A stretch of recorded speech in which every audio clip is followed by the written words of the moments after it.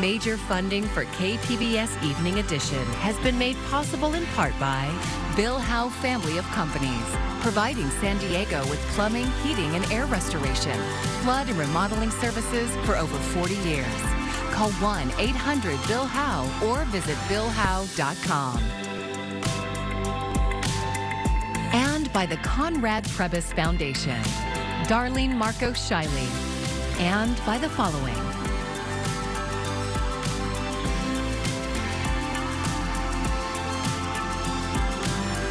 And by viewers like you. Thank you.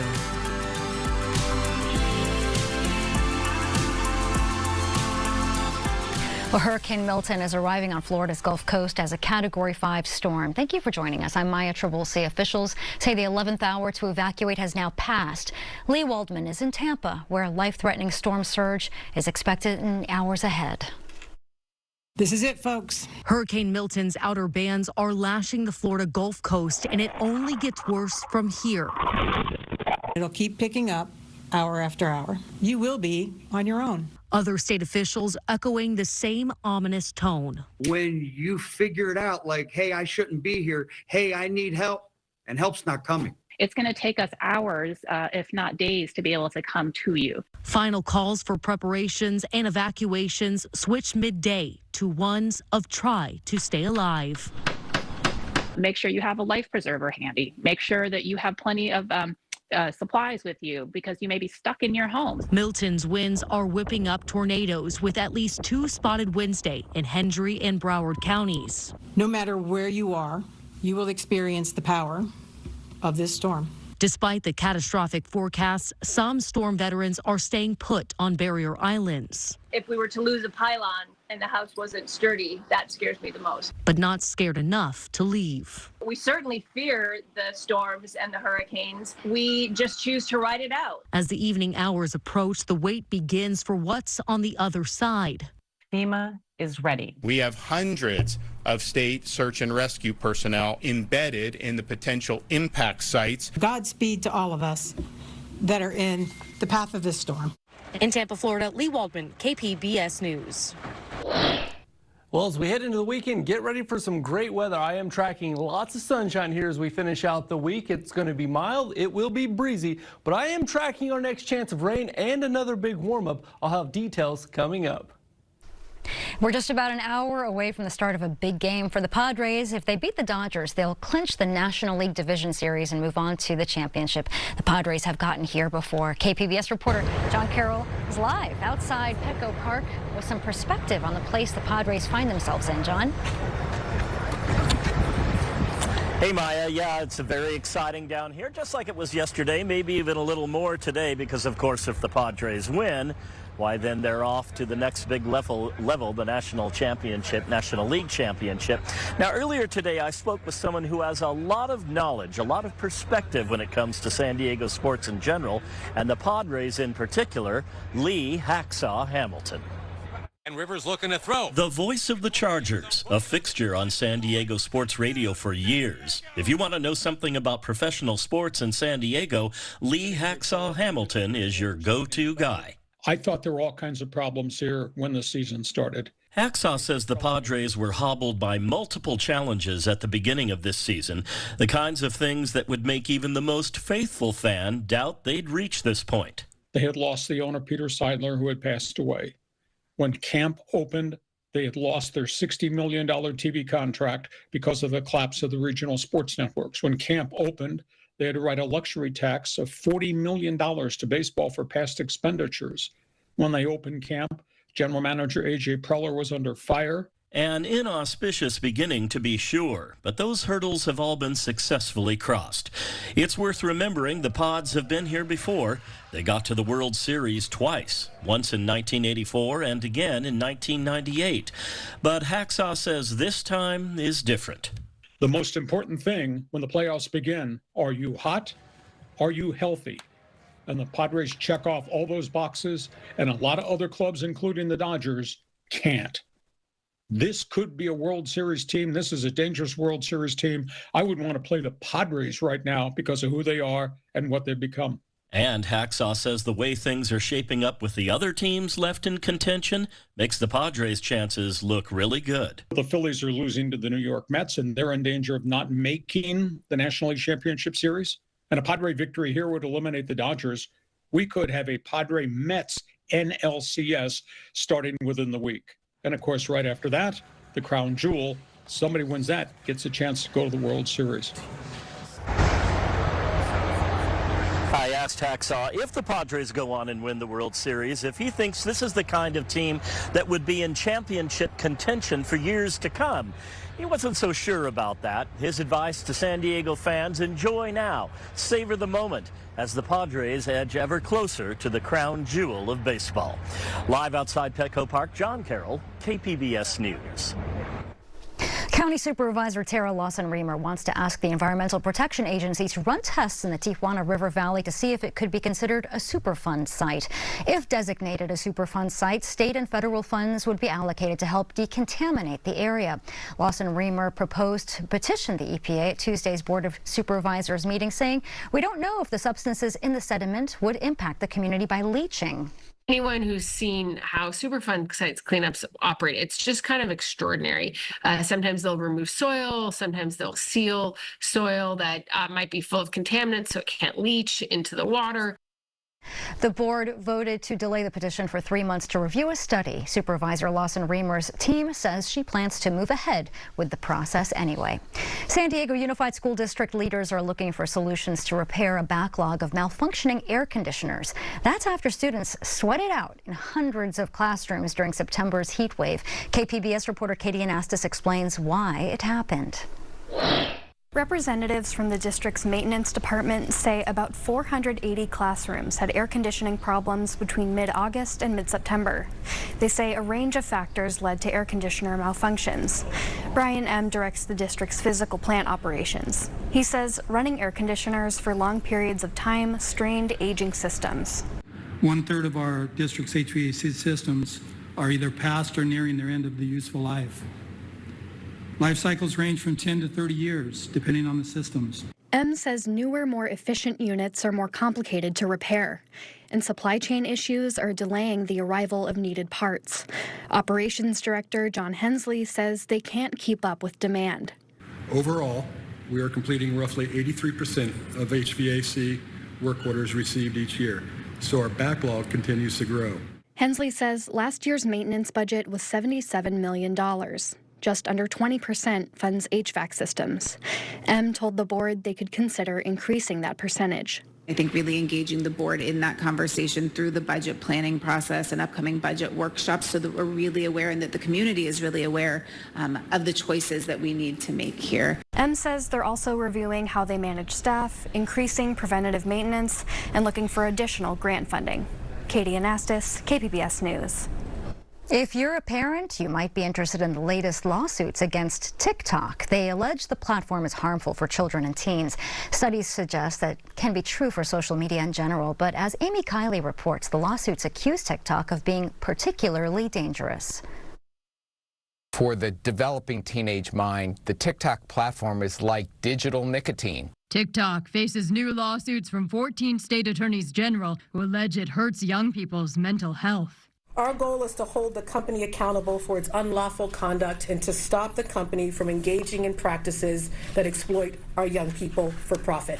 Numerous studies show social media in general can harm children and teens. A CDC survey out just yesterday shows high schoolers who use it frequently report more negative experiences and emotions. But the new lawsuits single out TikTok as being especially dangerous. We know that the overuse of social media is driving an epidemic of mental health challenges for young people. TikTok is particularly effective at it. The suits argue TikTok's endless scrolling content is addictive. They say challenge videos on the platform can encourage risky behavior, and late-night push notifications can disrupt sleep.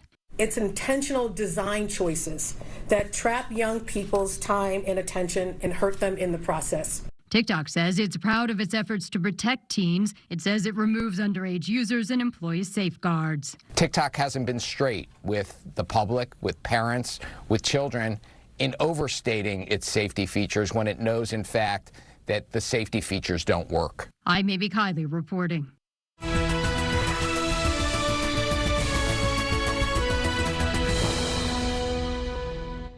The state assembly seat for District 79 is open this year because the current incumbent, Dr. Akilah Weber, is running for state senate. KPBS reporter John Carroll says 2 Democrats are now vying for the seat. District 79 is arguably the most diverse district in San Diego County. It encompasses the cities of Lemon Grove and La Mesa, along with parts of Bonita, El Cajon, La Presa, Spring Valley, and a big chunk of southeast San Diego. Dr. Akilah Weber's departure from the District 79 assembly seat threw the race wide open. Dr. Lachey Sharp Collins and La Mesa City Councilman Colin Parent emerged as the 2 top vote-getters in the primary. Parent came out on top, getting nearly 40% of the vote. Sharp Collins received a little over 30%. It's important for everyone to know that I am a leader who was from the district, for the district, and who understands the district. Sharp Collins says her lifelong association with the district makes her a better fit than her opponent. I have worked for the former district director for this particular seat. So over the 9 years of experience as district director, I have effectively overseen the daily operations of this particular legislative office. Therefore, I have a strong track record of implementing social justice, racial equity, inclusion plans, fostering community engagement. But Colin Parent says he too is intimately familiar with the district. He points to his nearly 8 years on the La Mesa City Council and the fact that his mom still lives right here in La Mesa in the house he grew up in, just a few blocks outside of the district's boundary. But Parent says there are more important things than where a candidate is from. Homelessness, top issue for so many people. And in the city of La Mesa, we actually doubled the number of homeless outreach workers that we fund just in our last budget. And before I got elected to the council, we didn't have any of that. And then also road repair.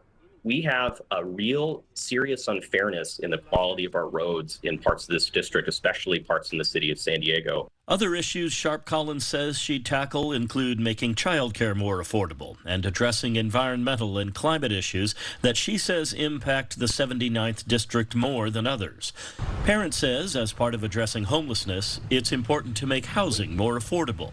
And he pointed out that much of the damage done in the January 22nd floods happened in the 79th district. He says stormwater infrastructure must get serious attention in the legislature. Lots of issues for voters to think about as they consider who to send to Sacramento to represent District 79.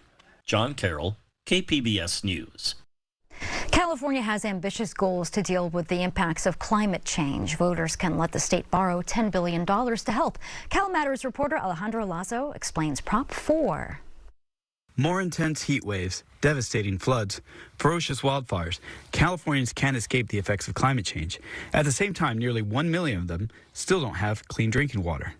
That's why environmental groups are pushing for a surge in state funding.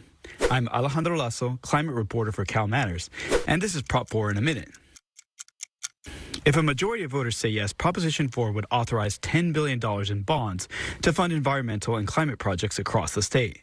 The measure would give priority to lower-income communities and those most vulnerable to climate change. The biggest chunk of bond money, $1.9 billion, would go to improving drinking water. But there's more.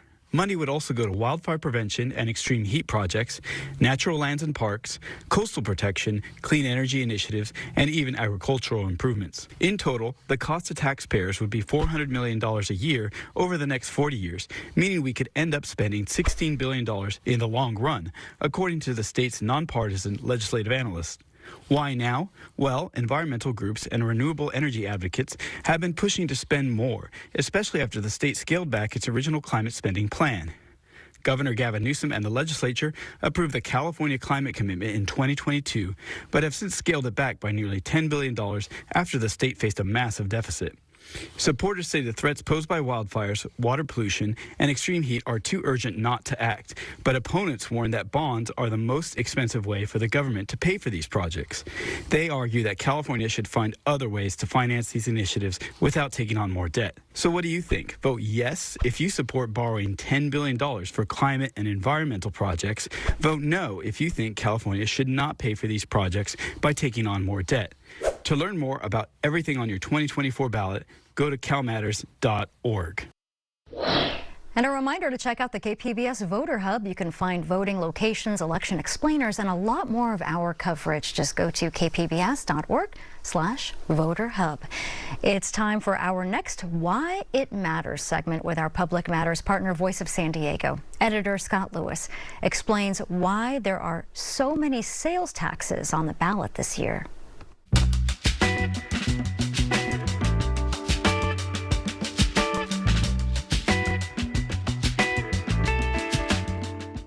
This November, voters in the city of San Diego will weigh in on Measure E. It would put a 1% sales tax on top of the sales tax that buyers already pay within the city limits. It came up in our mayoral debate last week. Here was Larry Turner, who is running against incumbent Mayor Todd Gloria. The poorest among us are the ones that suffer with an increase in a sales tax. The rest of us, we can just drive to another city where we don't have to pay that. The people who don't have that opportunity are the ones that are going to be having this money taken from them off of their work. If someone did leave San Diego to find a lower sales tax, they'd have to go pretty far. Right now, the city of San Diego has the lowest rate possible in San Diego County. Almost all the cities in Orange County are 8.75% or higher, and in Imperial County, it's about 8.25%. The 1% sales tax increase would put San Diego on par with the cities with the highest rate in San Diego County. But several others want to join them, including Escondido, Encinitas, San Marcos, and Santee. And everyone's could go up even more if Measure G passes. Measure G would add a 0.5% increase across the county to support transportation projects. The reason all these cities want sales tax increases is the state and county takes so much of the sales tax already. When cities vote to raise their own on top of the state's 7.25% rate, they keep it. In our debate, Mayor Todd Gloria said San Diego is billions behind in road and infrastructure repair. We will never get ahead of repairing our roads, fixing those storm channels, repairing our public facilities without new resources. Crucially, neither the mayor nor other supporters of the tax can promise exactly where the money would go. If they did, it would require 2/3 support from voters. By saying it's just going to the general fund, they only need a simple majority. I'm Scott Lewis, and that's why understanding it all matters. And Voice of San Diego is one of our partners in the Public Matters Project. You can see more of our stories at kpbs.org/Public Matters.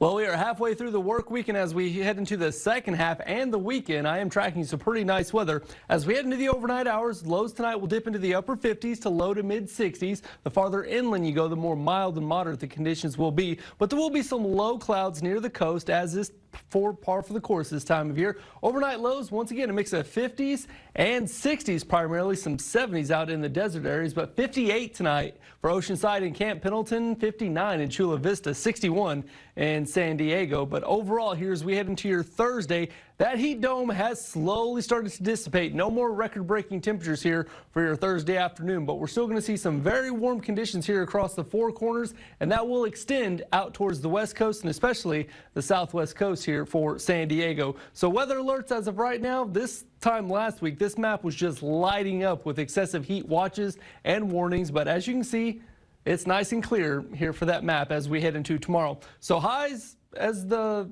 forecast goes, we'll see a mix of 70s along the coast, 80s inland just a little bit, but then as you get into the desert areas, we will still see some 90s and even 104 Borrego Springs right there. So that's still going to be plenty hot here for your Thursday afternoon. Future track radar showing that right now some light showers from parts of Arizona into New Mexico, even the eastern side of the Rockies, but overall it's going to stay dry. Then as we head into tomorrow, we will be watching out for some more stray showers and thunderstorms popping up between Phoenix and Albuquerque there on the southern portions of the four corners. And then after that, as we head into the late afternoon hours on Friday, nice clear skies. So for that 5-day outlook here for us, if you like sunny skies and highs in the 70s, you're going to love the coastal forecast. Lows will be a mix of 50s and 60s, so pretty moderate weather. Inland will see highs climbing into the 90s on Friday, so heads up for that. Mountain temperatures will dip into the 60s over the weekend, and then your desert forecast tracking triple digits as we head into your Saturday and Sunday. I'm Amna Navaz. Tonight on the News Hour, Hurricane Milton pounds Florida with rain and tornadoes. That's coming up at 7 after Evening Edition on KPBS. Join KPBS starting at 6 o'clock tonight for a live discussion on the cross-border housing crisis in the San Diego Tijuana region. That is streaming on the KPBS YouTube and Instagram pages. We want to hear your questions and comments throughout the conversation. The Polynesian people were migrants and settlers, but they didn't settle a continent. They settled islands separated by a vast ocean that they had to navigate. KPBS SciTech reporter Thomas Fudge spoke with a scientist who learned how they did it from genetic tests and from the stories his grandma told him. Keolu Fox chose to meet us where we could see the gray Pacific Ocean on the edge of the UC San Diego campus. Keolu is a genetic scientist and a professor of anthropology at UCSD. He's also a Native Hawaiian who is using genetic analysis to learn how his ancestors, his kapuna, moved from one island to the next. Risky exploratory trips he compares to moonshots. Keolu believes that journey ultimately brought Polynesians to a pre-Columbian landing on the South American continent.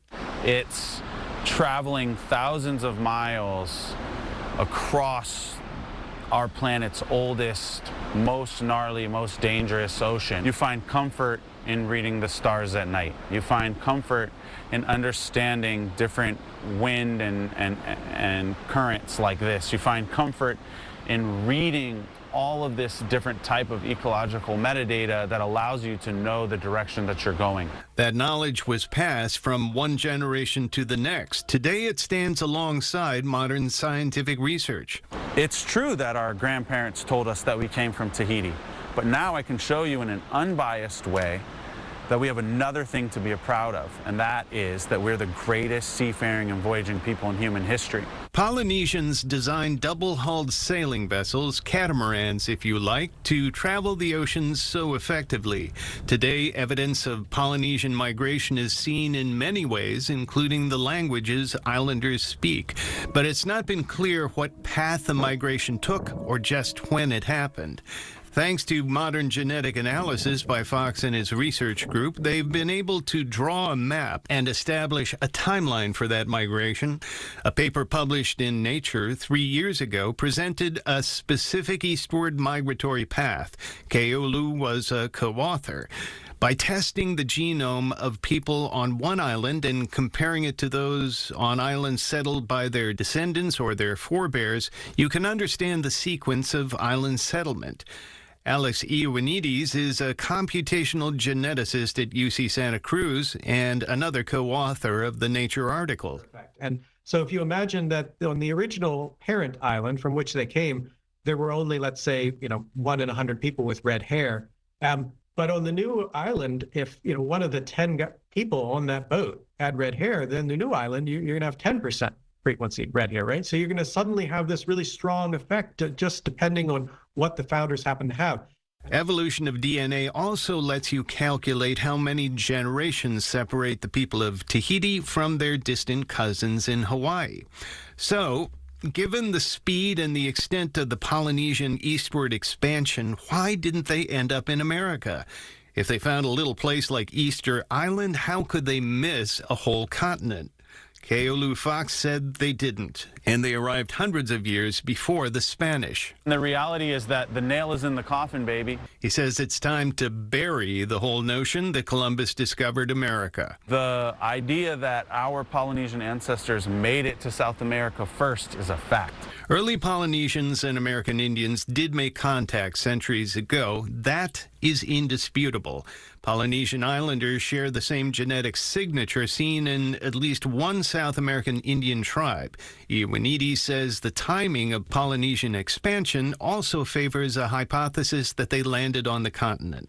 The settlement process of the remote islands all the way out to Easter Island, which is the most remote, was occurring right around the time, around the 1200s, 1100s and 1200s, that we date the contact with the Native Americans to have also occurred. Still, some questions remain because, so far, no Polynesian DNA from that era has been found in South America. Ioannidis said the possibility that an Indian boat made it to a South Sea island to initiate the contact cannot be discounted. But Keolu calls that scenario highly unlikely. given how little evidence we find of Native American navigational skills or their construction of ocean-worthy vessels. Researchers continue their work to answer the unanswered questions. Keolu wants to bring genome testing to North America. He hopes that indigenous tribes along the California coast will offer samples to see if they may be linked to the Polynesian people. The idea of testing a hypothesis that brings indigenous people closer together around unity and connectivity and harmony and balance, and saying that we had a relationship before settler colonialism. We had a relationship before the introduction of syphilis, smallpox, leprosy, etc. I think that's a really powerful thing. Thomas Fudge, KPBS News. And here's a look at what we're working on for tomorrow in the KPBS newsroom. NPR's Morning Edition will have the latest on Hurricane Milton as it makes landfall in Florida's Gulf Coast. And KPBS Midday Edition has a wrap-up of arts and culture events around town in the weekend preview. As always, you can find tonight's stories on our website, kpbs.org. Thanks for joining us. I'm Maya Trabulsi. Good night. Major funding for KPBS Evening Edition has been made possible in part by Bill Howe Family of Companies, providing San Diego with plumbing, heating, and air restoration, flood and remodeling services for over 40 years.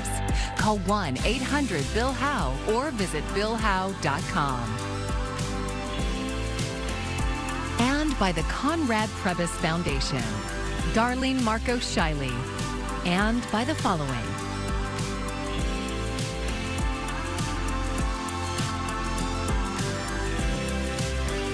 And by viewers like you.